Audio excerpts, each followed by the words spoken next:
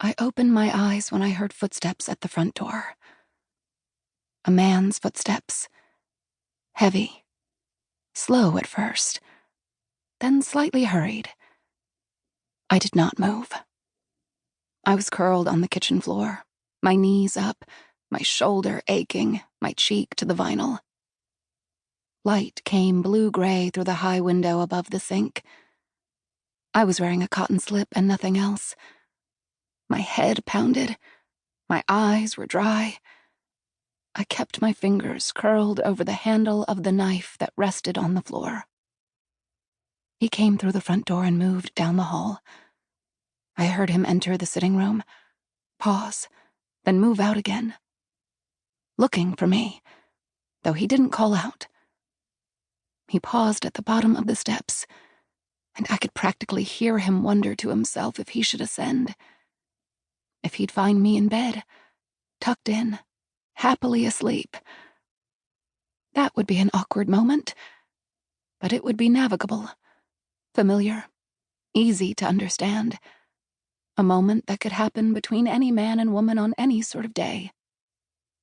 He thought it over. Then he turned away from the staircase, and I closed my eyes. How did he know?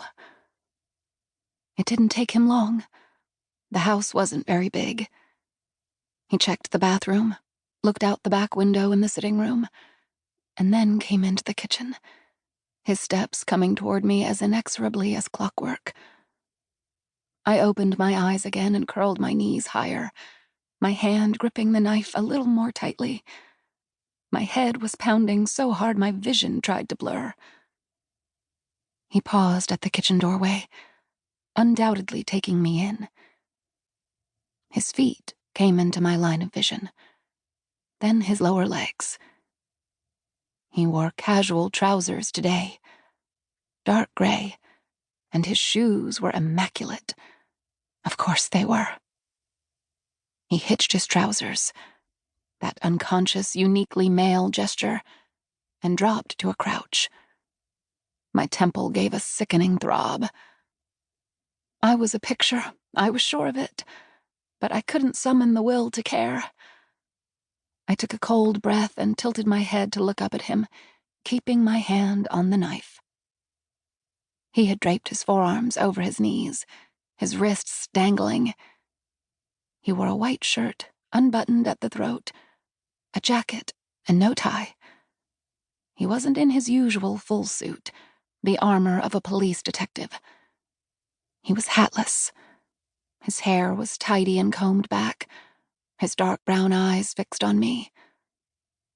He had shaved this morning. When he'd walked out my door yesterday, I'd thought it would be the last time I would see him. I'd assumed. The clock on the wall behind his shoulder said it was 6 o'clock in the morning. He watched me, and I listened to him breathe. He didn't look at me pruriently, didn't let his eyes travel my body through the slip. He looked only at my face. Then he reached down, as casual as you please, and put a fingertip to the flat of the knife blade against the floor. With no effort at all, he slid the knife from my hand and further away on the vinyl.